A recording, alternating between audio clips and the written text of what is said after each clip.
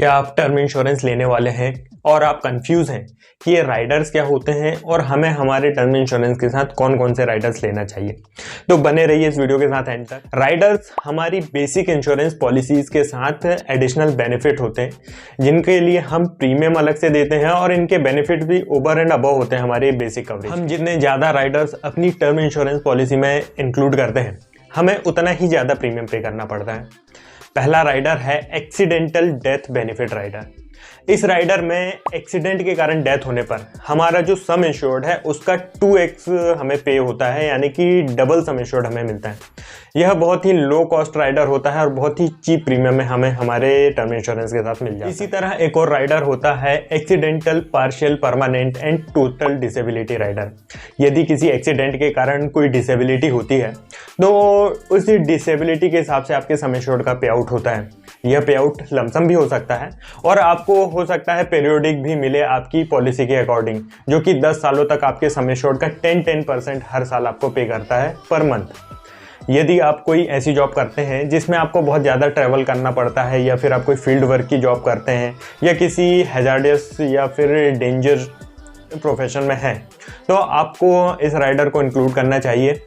आप चाहें तो इस राइडर को ना लेके एक पर्सनल हेल्थ इंश्योरेंस कंपनी से पर्सनल एक्सीडेंट पॉलिसी भी ले सकते हैं। पर्सनल एक्सीडेंट की जो पॉलिसीज़ होती हैं इनका भी प्रीमियम आपकी एज के साथ नहीं बढ़ता है। टर्म इंश्योरेंस के साथ जब हम एक्सीडेंटल राइडर या फिर परमानेंट डिसेबिलिटी राइडर लेते हैं तो इनमें बहुत सारे एक्सक्लूजन होते हैं, जैसे कि ड्रिंक एंड ड्राइव को कवर नहीं करते हैं, ट्रैफिक रूल्स यदि फॉलो नहीं होते हैं तो उसमें भी आपका सम इंश्योर्ड रुक जाता है, लाइसेंस नहीं होने पे सम इंश्योर्ड रुक जाता है। कई बार ऐसा होता है कि किसी छोटी सी वजह से आपका जो पूरा टर्म इंश्योरेंस का जो सम इंश्योर्ड है अमाउंट है वह रुका रहता है। इसलिए हम चाहें तो अलग से पर्सनल एक्सीडेंट की पॉलिसी लेकर इस टाइप के इनकन्वीनियंस से बच सकते हैं। नेक्स्ट राइडर है critical illness rider. Critical illness rider में हमारी इंश्योरेंस पॉलिसी में लिस्टेड किसी भी एक क्रिटिकल इलनेस के डिटेक्ट होने पर हमें सम इंश्योर्ड का लमसम पे आउट होता है। अलग अलग इंश्योरेंस कंपनी अलग अलग बीमारियों को अपनी क्रिटिकल इलनेस की कैटेगरी में रखती हैं। जैसे HDFC लाइफ 19 इलनेसेस को कवर करती है क्रिटिकल इलनेस में, ICICI प्रूडेंशियल 34 इलनेसेस को कवर करती है, टाटा AIA 39 इलनेसेस को कवर करती है, मैक्स लाइफ 40 एंड 65 इलनेसेस को अपनी क्रिटिकल इलनेस की कैटेगरी में रखती है। इनमें से कोई भी एक इलनेस जब डिटेक्ट होती है तो हमारे सम इंश्योर्ड का लमसम पे आउट हमें हो जाता है। अब आप सोच रहे होंगे कि हमारे पास तो हेल्थ इंश्योरेंस की पॉलिसी है, हमें क्या ज़रूरत है क्रिटिकल इलनेस राइडर की? देखिए, जो क्रिटिकल इलनेसेस होती हैं इनकी मेडिकल कॉस्ट बहुत हाई होती है। हेल्थ इंश्योरेंस हमारा हॉस्पिटलाइजेशन कवर करता है, pre and post hospitalization cover करता है, लेकिन क्रिटिकल इलनेसेस की कॉस्ट इनके बियॉन्ड भी हो सकती है और इन्हीं मेडिकल एक्सपेंसेस को कवर करने के लिए हमें क्रिटिकल इलनेस की राइडर को लेना चाहिए। अब ये राइडर भी 2 वेरिएंट में मिलते हैं अलग अलग इंश्योरेंस पॉलिसीज़ में। कुछ में इसके बेनिफिट एक्सेलरेटेड होते हैं।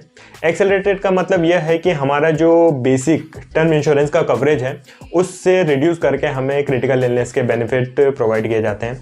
दूसरी पॉलिसीज़ होती हैं जिनमें ये एज ए राइडर होता है, जिनमें क्रिटिकल इलनेस के बेनिफिट सेपरेट होते हैं। इनके बेनिफिट कोई भी इलनेसेस डिटेक्ट होने पर हमें अलग से पे होते हैं। हमें ऐसी हेल्थ टर्म इंश्योरेंस की पॉलिसीज प्रेफर करना चाहिए जिनमें जो क्रिटिकल इलनेस के बेनिफिट हैं वह सेपरेट हों, हमारे टर्म इंश्योरेंस के बेनिफिट से रिड्यूस करके हमें ना मिले। हमें कभी भी अपने टर्म इंश्योरेंस का जो सम इंश्योर्ड है उससे कंप्रोमाइज़ नहीं करना चाहिए। क्रिटिकल इलनेस राइडर को हम as a critical illness policy health insurance company से भी ले सकते हैं। जब हम टर्म इंश्योरेंस के साथ क्रिटिकल इलनेस का राइडर लेते हैं तो इसका प्रीमियम हमेशा के लिए फिक्स हो जाता है, लेकिन जब हम हेल्थ इंश्योरेंस के साथ क्रिटिकल इलनेस की पॉलिसी लेते हैं तो उसका प्रीमियम हमारी एज के साथ बढ़ता है। वैसे ही यदि हम टर्म इंश्योरेंस के साथ जब राइडर लेते हैं तो उसके बेनिफिट्स हमेशा के लिए फिक्स हो जाते हैं। यदि आज वह 40 डिसीज़ को कवर कर रहा है तो वह आगे भी सिर्फ 40 डिसीज़ को ही कवर करते रहेगा। कुछ सालों पहले तक टर्म इंश्योरेंस के राइडर सिर्फ 10-11 डिसीज़ को कवर करते थे, लेकिन आज 35-40 डिसीज़ को कवर करते हैं। यदि आपने आज टर्म इंश्योरेंस के साथ राइडर लिया है तो वह आगे आने वाले समय तक उतनी ही बीमारियों को कवर करते रहेंगे। लेकिन जो हेल्थ इंश्योरेंस की पॉलिसीज़ होती हैं क्रिटिकल इलनेस वाली, वो काफ़ी कॉम्प्रिहेंसिव होती हैं, टाइम के साथ अपडेट होती हैं। दूसरा, हमारे पास इन पॉलिसीज़ में ऑप्शन होता है कि हम किसी बेटर पॉलिसी में पोर्ट भी कर सकते हैं, लेकिन हमारे टर्म इंश्योरेंस के राइडर के साथ हमें ऐसा ऑप्शन नहीं हो सकता है। हम उसके बेनिफिट्स को अपडेट नहीं कर सकते हैं, अपग्रेड नहीं कर सकते हैं, ना ही इसे पोर्ट कर सकते हैं। नेक्स्ट राइडर है waiver of premium on permanent disability. किसी एक्सीडेंट के कारण परमानेंट डिसेबिलिटी होने पर हमारा अर्न करना बहुत मुश्किल हो जाता है। ऐसे में हम कैसे फ्यूचर के प्रीमियम पे करेंगे अपने टर्म इंश्योरेंस के? इसीलिए बहुत सारी हेल्थ टर्म इंश्योरेंस कंपनी हमें ऑफर करती हैं परमानेंट डिसेबिलिटी राइडर, जिसमें कोई डिसेबिलिटी होने पर हमारे जो फ्यूचर के प्रीमियम से वेव ऑफ हो जाते हैं और हमारा जो कवर है एंटायर टर्म तक कंटिन्यू रहता है। इसी की तरह एक और राइडर होता है waiver of premium on critical illness. कुछ इंश्योरेंस हमें ऑफर करते हैं कि कोई क्रिटिकल इलनेस डायग्नोज होने पर हमारे फ्यूचर प्रीमियम वेव ऑफ हो जाते हैं। We should make sure to buy these riders along with our term insurance policy. Next rider है रिटर्न ऑफ प्रीमियम का। कुछ टर्म इंश्योरेंस में यह एज ए राइडर मिलता है और कुछ में यह अलग से प्लान का वेरिएंट भी होता है। इसमें क्या होता है कि पॉलिसी टर्म सर्वाइव करने पर at the end of policy year हमें हमारा जो भी प्रीमियम पे किया होता है वह रिटर्न हो जाता है। हालांकि इतने सालों बाद जब हमें वह प्रीमियम मिलता है उसका बहुत ज़्यादा सिग्निफिकेंस होता नहीं है, क्योंकि महंगाई के कारण पैसों की वैल्यू वैसी बहुत डाउन हो जाती है।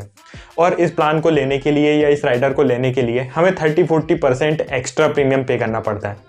यदि हम चाहें तो यही 30-40% का जो अमाउंट है म्यूचुअल फंड में इन्वेस्ट करें तो at the end of policy year हमें जो अमाउंट मिल रहा है प्रीमियम का उससे कहीं बड़ा कॉर्पस हम क्रिएट करें। नेक्स्ट राइडर है स्पेशल एग्जिट वैल्यू या फिर नो कॉस्ट टर्म इंश्योरेंस का।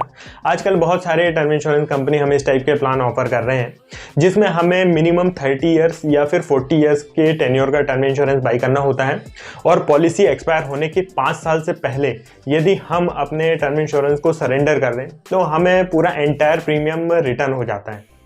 जैसे हम यदि रिटर्न ऑफ प्रीमियम प्लान लेते हैं तो हमें 30-40% एक्स्ट्रा प्रीमियम पे करना होता है, लेकिन इन प्लान को लेने के लिए हमें कोई भी एक्स्ट्रा प्रीमियम पे नहीं करना होता है। एटलीस्ट हमें उस टेन्योर के लिए प्लान बाई करना होता है।